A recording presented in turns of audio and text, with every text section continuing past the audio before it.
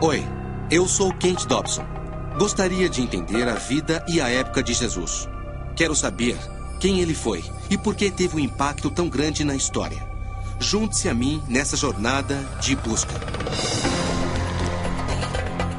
Para descobrir a diferença entre fato e ficção, consultarei os maiores arqueólogos, estudiosos e pessoas de fé do mundo. Os antigos evangelhos foram desafiados e novos foram descobertos. Em relação à vida de Jesus de Nazaré, o que é verdade e o que é mito? Ele dominou 2000 anos da história ocidental. Milhões devotaram a vida a ele. Guerras foram travadas em seu nome. Mas quem foi esse homem realmente? Essa é minha busca pela verdade. A vida desconhecida de Jesus.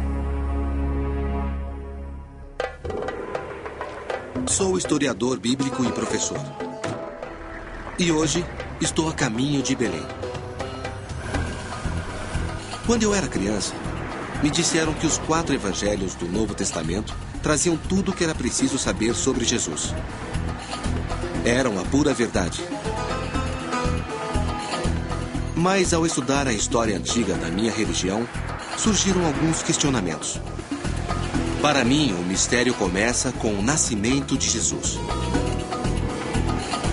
Estamos em Belém, isto é, nós cruzamos a Cisjordânia. Parece que nós estamos entrando em outro país. Há uma fronteira, um muro e uma cerca. É a realidade da Terra Santa atual. Belém agora é uma agitada cidade palestina. Mas há 2000 anos era uma pequena cidade, à sombra do Império Romano.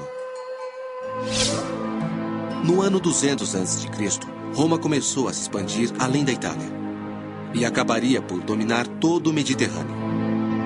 Quando Jesus nasceu, o Império começava a controlar a antiga terra de Israel. Imagine a história da Natividade. Jesus numa manjedoura, Maria e José, os reis magos, Herodes. Isso tudo aconteceu bem aqui. Será mesmo? Os evangelhos de Mateus e Lucas alegam que Jesus nasceu aqui, em Belém. Segundo Lucas, seus pais José e Maria foram obrigados a deixar seu lar em Nazaré e viajar para o sul por causa de um recenseamento. Porque José era de Belém.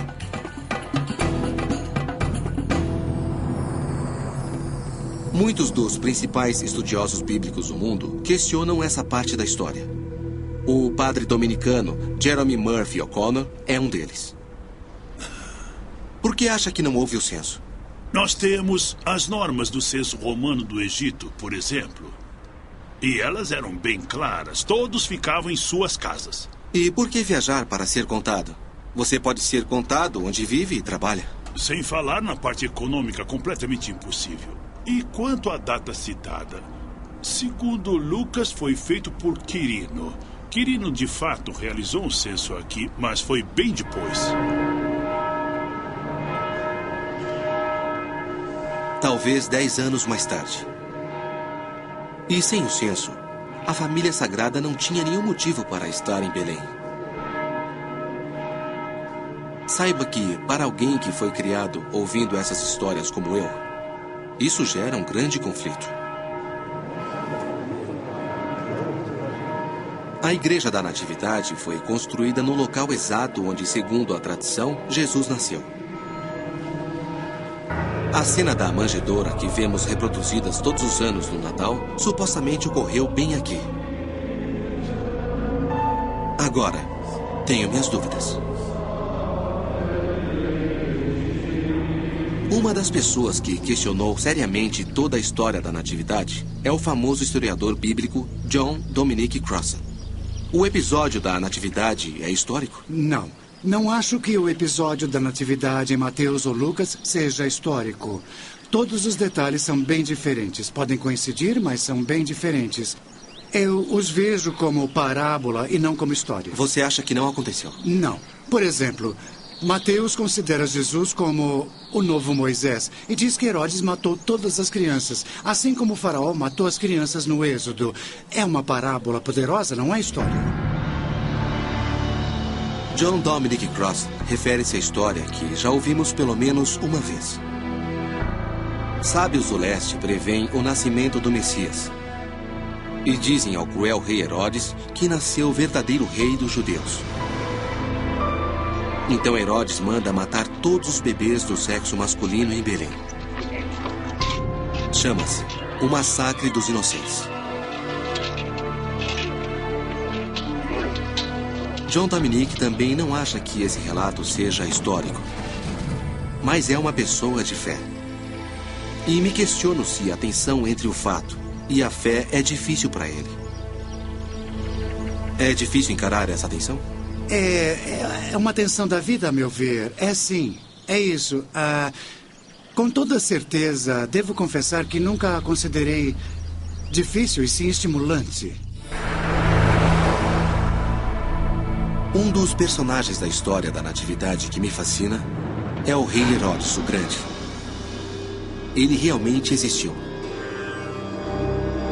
Era o rei judeu que governava a província da Judéia quando Jesus nasceu. Foi durante o seu reinado que a Judéia foi lentamente engolida pelo Império Romano. Como sei que existiu? Porque está em todos os livros de história.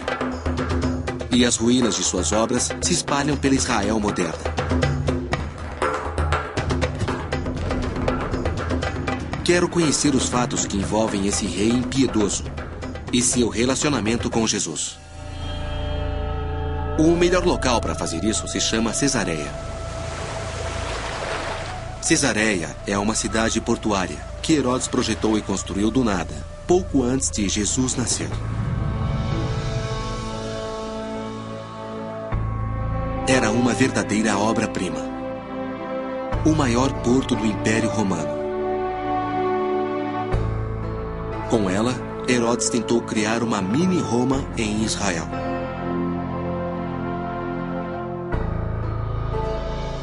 Veja estas colunas de mármore. Esta é da Turquia, esta é da Itália e esta da Grécia. E esta enorme é de Assuã, no Egito. Foram trazidas por Herodes o Grande. A alvenaria presente em Cesareia nos dá uma ideia do quanto ele foi internacional e poderoso. Mas Herodes foi de fato tão sinistro quanto a Bíblia o descreveu? Para saber mais, vou encontrar a historiadora Sarah Ernison. A meu ver, você precisa de um psicólogo para falar de Herodes, não uma historiadora. Conhecemos os fatos e eles são horríveis. Ele matou a esposa adorada, ele afogou e estrangulou os 2 filhos que teve com ela. E suas atrocidades não param por aí. Mas as suas outras características lhe reservam um lugar melhor na história. Me dê um exemplo. Como construtor, ele foi um dos maiores. Ele introduziu características romanas na paisagem.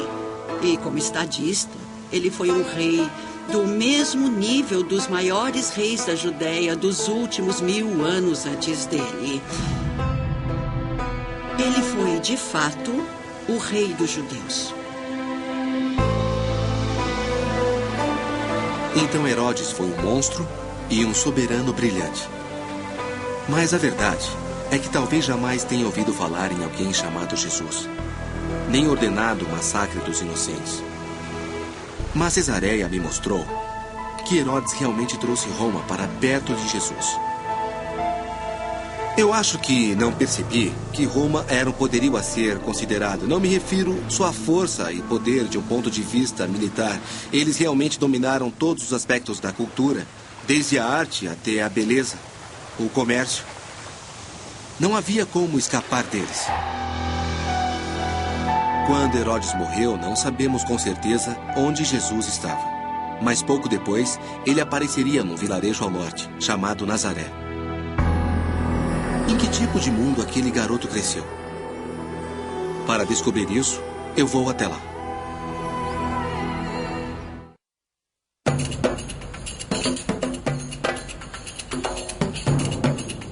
O maior mistério, quando se trata de Jesus, envolve sua infância.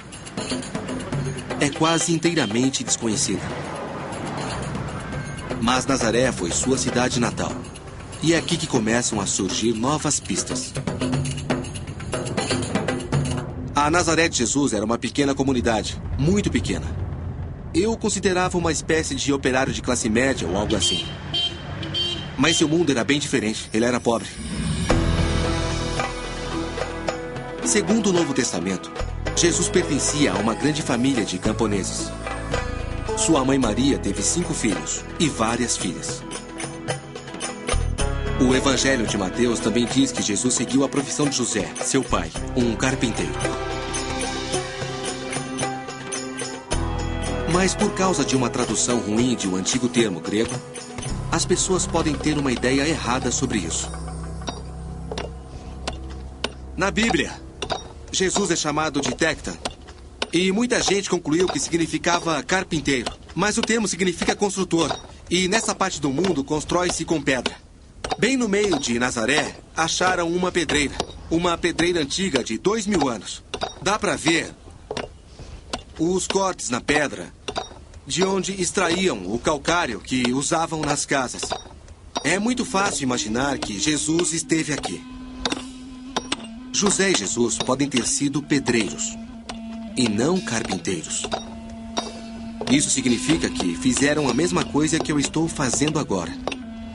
Talvez até no mesmo lugar. Outra pista sobre a infância de Jesus está quase a 6,5 km de Nazaré.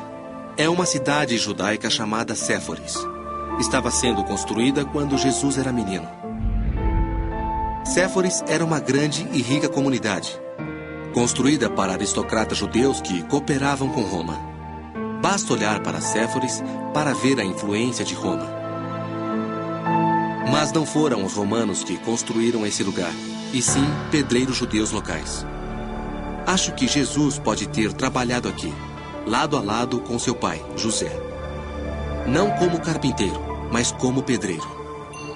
Ele pode ter ajudado a construir Séforis quando era menino, sentindo não apenas o sol ardente, mas o peso da ocupação romana. Só há um outro vestígio dos primeiros anos de Jesus. O Evangelho de Lucas menciona o dia em que Jesus, com 12 anos, se afastou de seus pais em Jerusalém. E eles tiveram de procurá-lo. E finalmente o acharam no templo, entre os sábios, escutando-os e fazendo perguntas. E segundo o Evangelho de Lucas, todos que ouviam ficavam atônitos com sua percepção e suas respostas.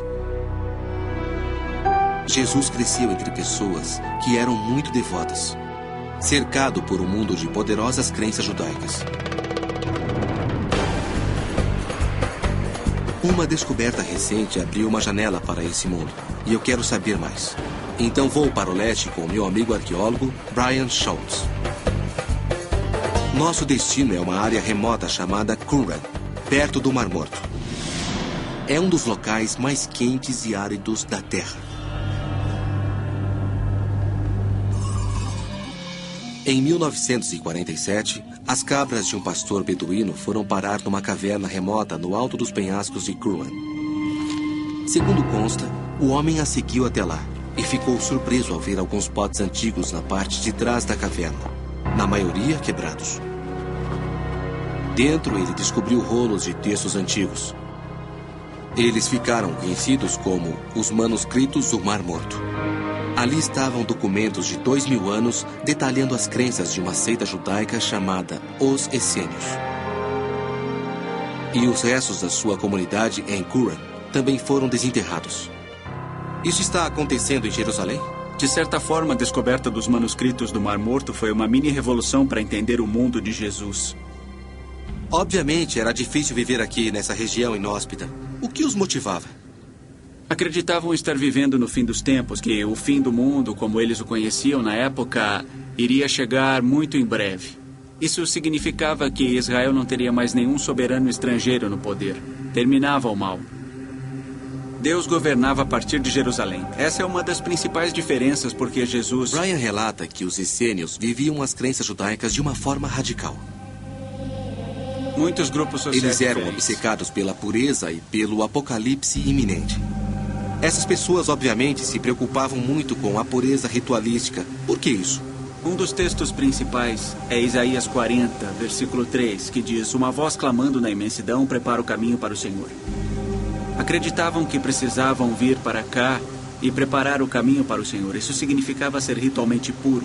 E a Bíblia nos diz que para isso é preciso se banhar na água.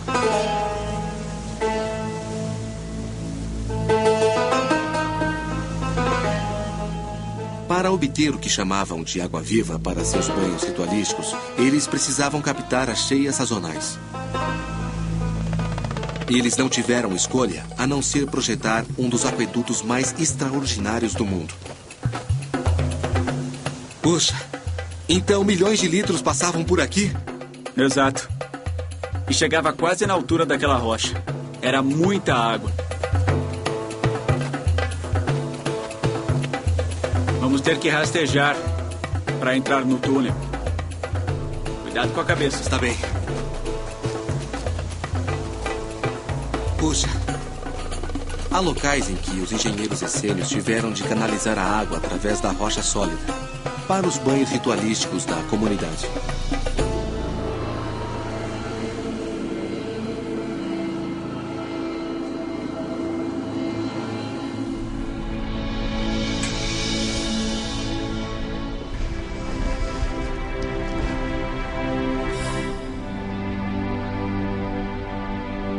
Estou no Santuário do Livro, no museu que abriga os manuscritos do Mar Morto. Esses textos são realmente inestimáveis, pois nos revelam algo do mundo judaico do primeiro século, de onde veio Jesus. Mas foi isso que inspirou Jesus? Teria sido ele um essênio? Para mim, a evidência dos pergaminhos revela que não era. A maioria dos textos é da Bíblia hebraica, essencialmente igual ao Antigo Testamento cristão. Também há registros detalhados das regras da comunidade.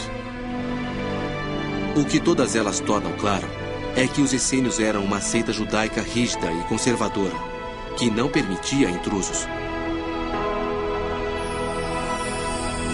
Esse fato e suas obsessões apocalípticas os fazem parecer bem diferentes de Jesus.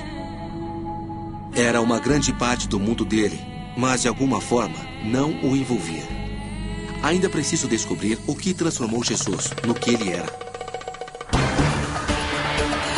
Para saber mais, estou a caminho do lugar onde ele viveu, ensinou e proferiu uma mensagem original e revolucionária.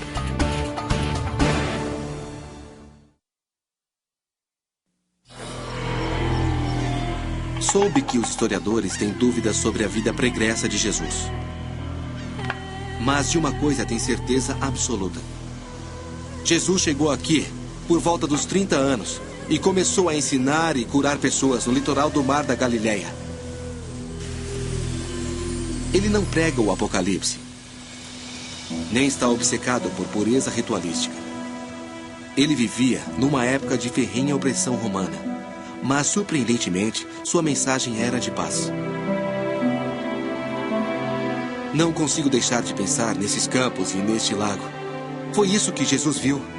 Ele andou por aqui e aqui conversava com os discípulos. Foi essa paisagem que inspirou aquelas imagens incríveis e as belas metáforas.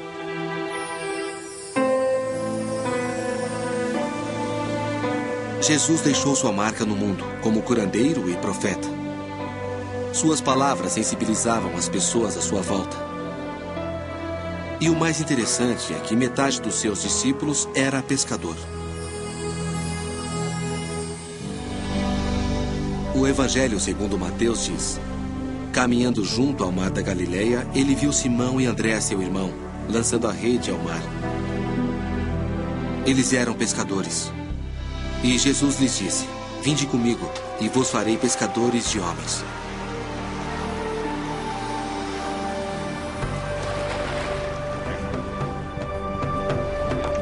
Essa conexão sempre me intrigou.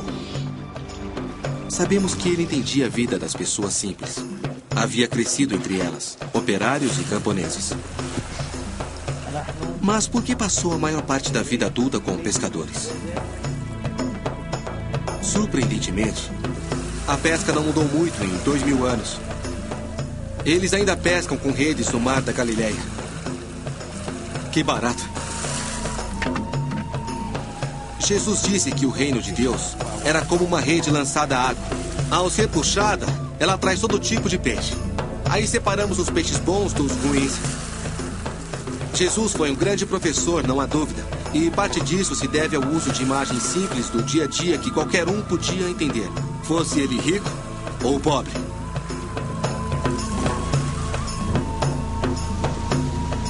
A pesquisa histórica nos deu uma compreensão maior sobre essa conexão com a pesca na história de Jesus. Pouco antes de Jesus começar a pregar, em 24 d.C., foi adotado um novo sistema de tributação. Ele aumentava os impostos dos pescadores. Eles estavam sendo levados à miséria. Talvez isso os tenha deixado tão receptivos à mensagem de esperança e mudança de Jesus.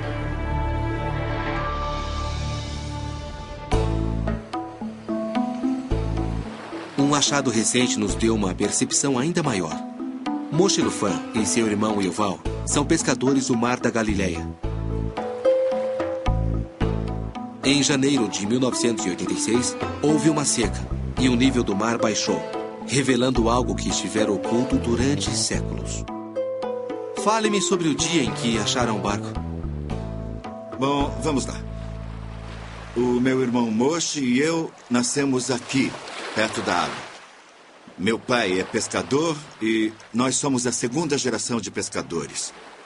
Quando nós éramos crianças, nós sempre brincávamos no Mar da Galileia. Um dia nós vimos um prego. Um prego? É, um prego. Um prego romano. Após 20 centímetros, vimos outro e mais outro. Nós limpamos o local, vimos a madeira e dissemos, uau, achamos um barco. E logo soube que era um barco. Sim, e aí nós começamos a pular e a dançar e de repente eu vi que surgiu no céu um grande arco-íris. Surgiu um grande arco-íris quando vocês olhavam o barco.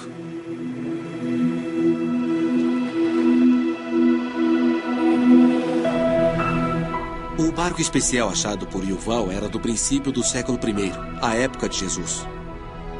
E até a descoberta, ninguém realmente sabia como eram os barcos pesqueiros dos apóstolos. O arqueólogo marítimo Shelley Westman estava encarregado da escavação. Esse barco foi achado nos arredores de Migdal, o lar de Maria Madalena, Maria de Migdal. Quantas pessoas cabiam neste barco? Flávio Joséfo, um historiador judeu do século I d.C., fala sobre esses barcos e várias vezes mencionou que acomodava 15 pessoas. Lembre-se que as pessoas eram menores naquela época. A altura média de um homem judeu girava em torno de 1,60 m.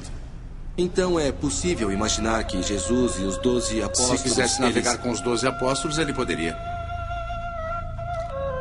A datação isotópica mostrou que o barco foi construído na época do nascimento de Jesus. Provavelmente já navegava no lago no período em que ele viveu. Quem você acha que usava este barco? Bom, eu acho que Jesus trabalhava com esse barco. Ele levava paz a toda essa área aqui. Puxa, acho que nunca saberemos. Eu sei lá. Quem sabe? Mas até que ponto a mensagem de Jesus era pacífica? É fácil imaginar Jesus durante seus anos de pregação aqui na Galileia, em belas cenas pastoris, pescando no barco com os discípulos ou comendo na casa das pessoas. Mas é importante lembrar que este era um local de intensos sentimentos políticos. E Jesus falava sobre um reino alternativo. Havia revolta e rebelião no ar. E Jesus era parte disso.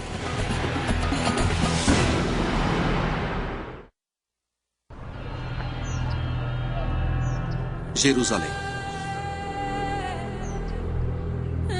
Não conheço outra cidade igual. Tão bela e tão destroçada por séculos de conflitos políticos e religiosos. Estou no Monte das Oliveiras, Segundo os evangelhos, Jesus entrou em Jerusalém no domingo de Ramos. Mas a cidade que ele viu era bem diferente da que vejo hoje. A Jerusalém dele era uma Jerusalém de antes do cristianismo, antes do Islã.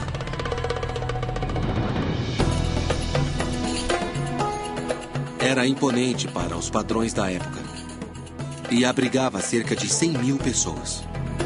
No centro da cidade estava o coração simbólico de todo o judaísmo, o grande templo, o mais sagrado de todos. Os romanos saquearam Jerusalém e destruíram o templo no ano 70 d.C., apenas 40 anos após a morte de Jesus. Atualmente, tudo que resta é a muralha externa, que costuma ser chamada de Muro Ocidental ou das Lamentações. Os fiéis vêm aqui para lembrar e rezar. É um dos locais mais sagrados da Terra.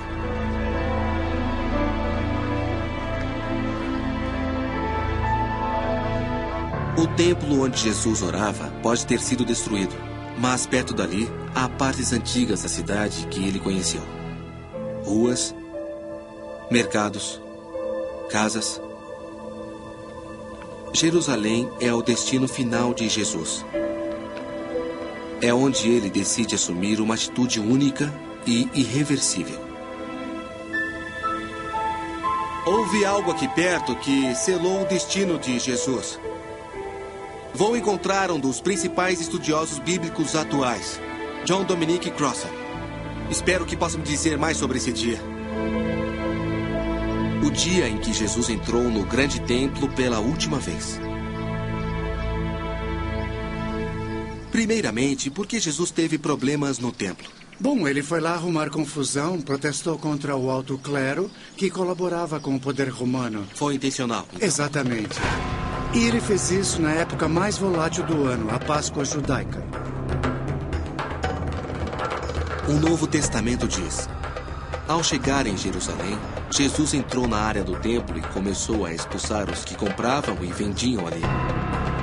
Ele virou as mesas dos cambistas e as bancas dos que vendiam pombos. E disse: está escrito, minha casa será chamada de casa de oração por todas as nações. Mas vocês a transformaram num covil de ladrões. Jesus entrou no templo e virou as mesas. Por que ele fez isso? O templo é a casa de Deus, mas na ocasião era dirigido pelas autoridades do alto clero que, gostando ou não, tinham de colaborar com a autoridade imperial romana. Roma era o império dominante na época de Jesus. Jesus segue à risca a tradição judaica e anuncia que Deus não queria ver o mundo governado daquele jeito. Isso era subversão. Acha que a mensagem de Jesus era subversiva ao máximo em termos de império?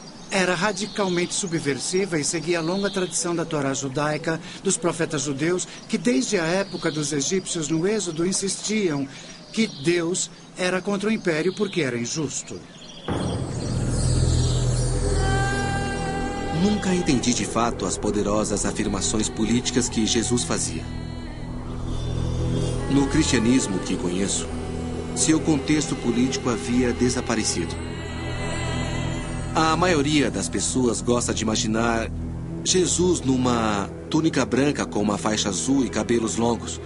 Eu cresci com essas imagens, mas ao ver Jesus como um revolucionário, alguém que luta pelos pobres, é algo profundamente desafiador. Desafia a minha própria compreensão de quem ele é e quem ele foi. Ele devia saber os riscos que corria, pois viu o que aconteceu a muitos outros líderes judeus antes dele. Criticar abertamente Jerusalém era pegar uma estrada que levava a um só lugar.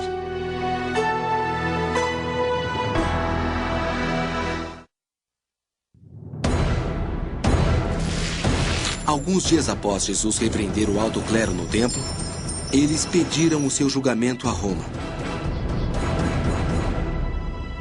Ele foi preso, entregue aos romanos e condenado à morte. Seja você crente ou não, deve concordar que que a crucificação de Jesus moldou a história. Estou a caminho da Igreja do Santo Sepulcro, onde muita gente acha que ele morreu. Supostamente, ela foi construída sobre o local antes conhecido como Gólgota, o lugar do crânio, o local da crucificação. Hoje é uma igreja. E foi lá que marquei de encontrar John Dominic Cross pela última vez. Oi, Dominic. Como vai? Como vai, Kent? É um prazer vê-lo. Vamos dar uma olhada na igreja? Vamos, é claro.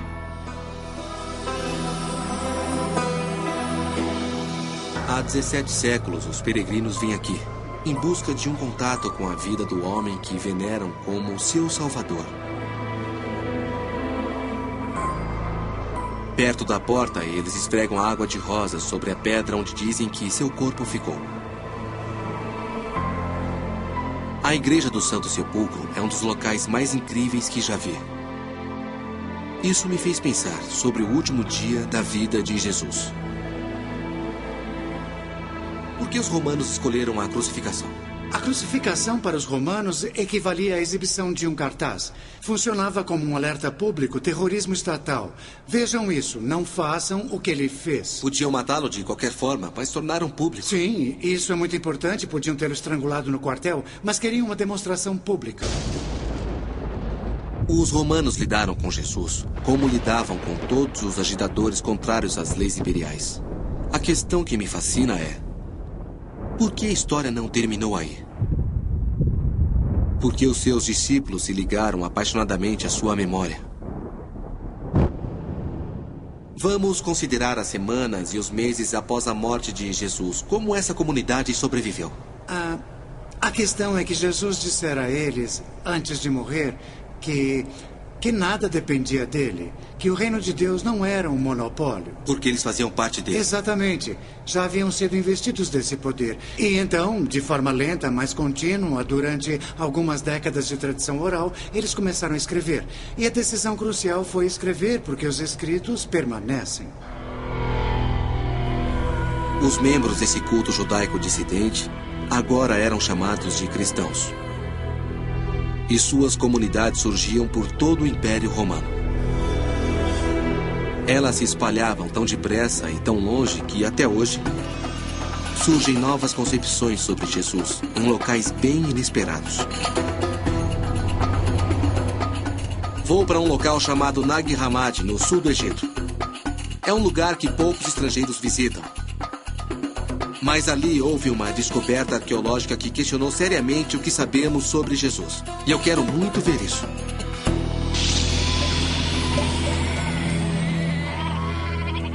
Estou com uma das autoridades mundiais sobre a descoberta. O que acha?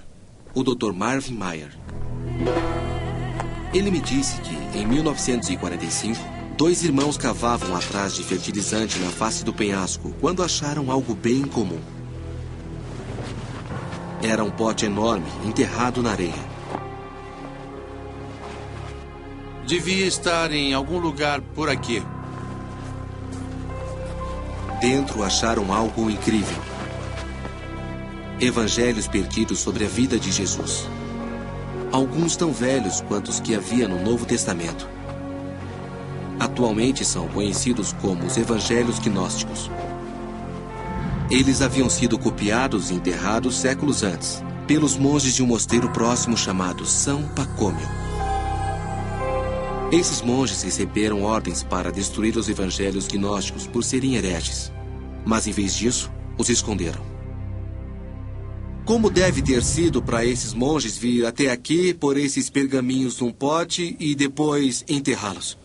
A questão é que se eles estavam lendo esses textos por considerá-los inspiradores, seria muito difícil queimá-los ou atirá-los. Então eles queriam preservá-los de alguma forma. Tinham de se livrar deles. O problema é como fazer isso. Você ama o texto, não quer destruí-lo. Você, o lacra, não pode. Os irmãos não sabiam como essa descoberta era importante. E após vários anos, os textos chegaram aos estudiosos que os traduziram. Quando achamos um texto e o traduzimos, permitimos que a voz daquela pessoa fale de novo. Alguém que tinha um entendimento sobre Jesus e escreveu um texto pôde voltar a falar. E não há momento mais emocionante que esse. Há cavernas por todo esse penhasco. E notamos que os monges passaram algum tempo aqui dentro. Achei uma caverna coberta de escrita antiga. É a mesma escrita copta que há nos evangelhos gnósticos. Uma forma de egípcio antigo, escrito com o alfabeto derivado do grego. São salmos. Os monges vinham aqui e escreviam o começo do salmo para ajudá-los na liturgia, porque já o haviam memorizado. São lindos, escritos com tinta natural vermelha. É incrível. Os escritos na caverna me fazem lembrar da época dos evangelhos gnósticos e dos primeiros séculos após a crucificação. A época em que os primeiros cristãos tentavam decidir por eles mesmos quem foi Jesus realmente. Mas agora preciso descobrir o que tornou os evangelhos gnósticos tão perigosos. Por que vieram parar na areia e não na Bíblia?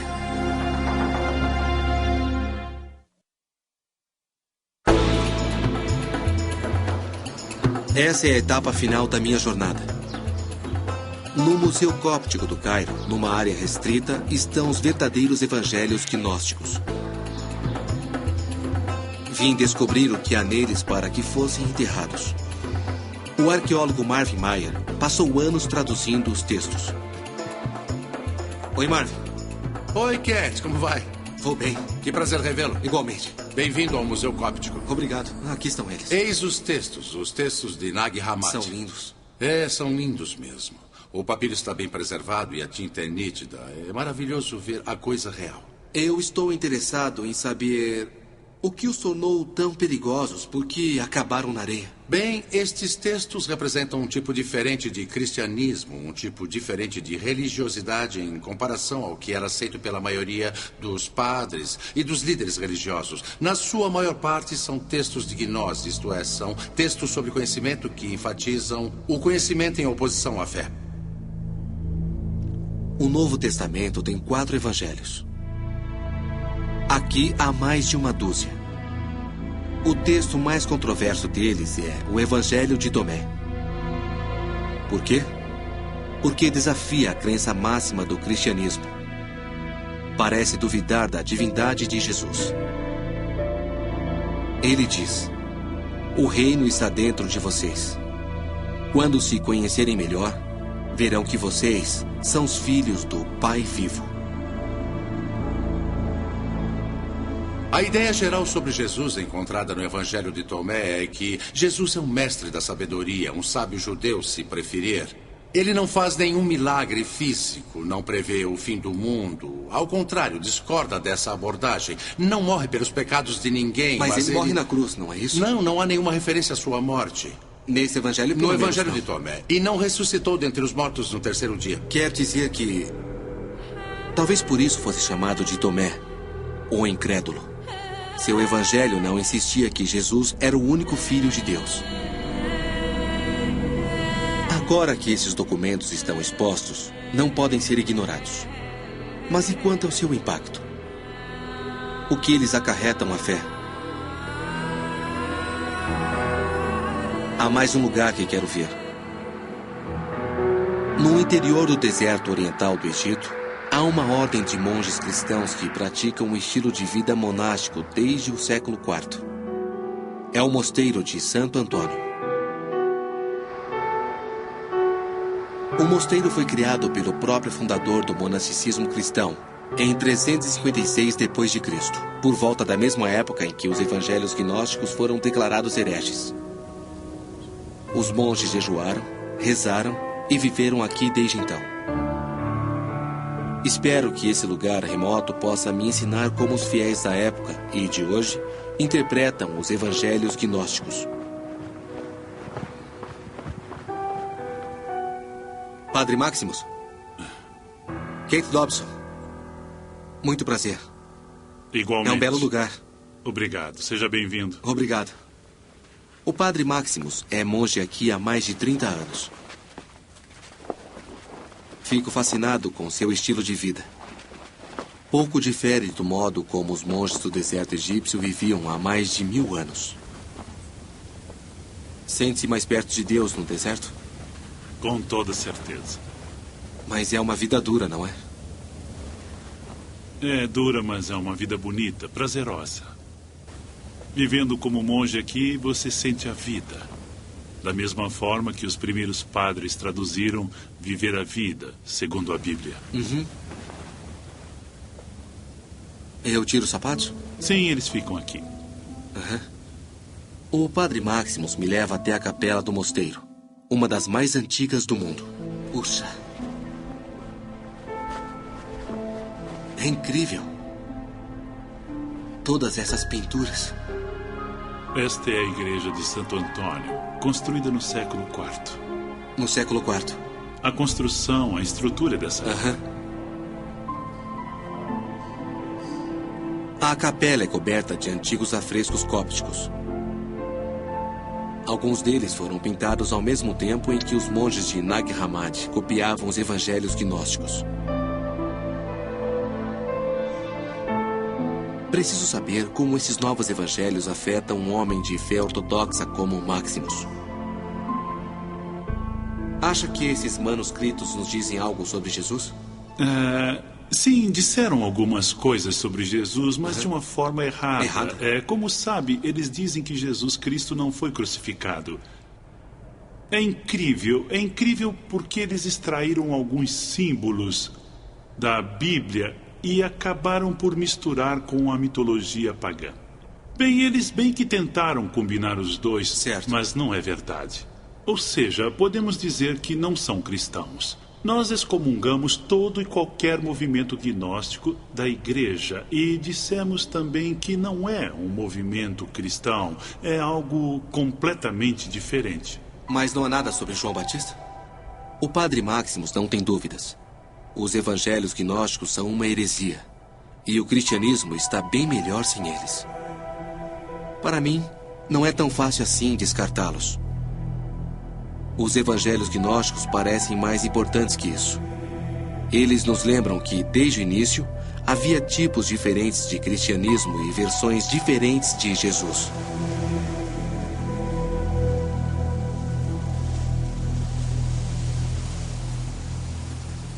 Eu parti em busca de Jesus, o homem.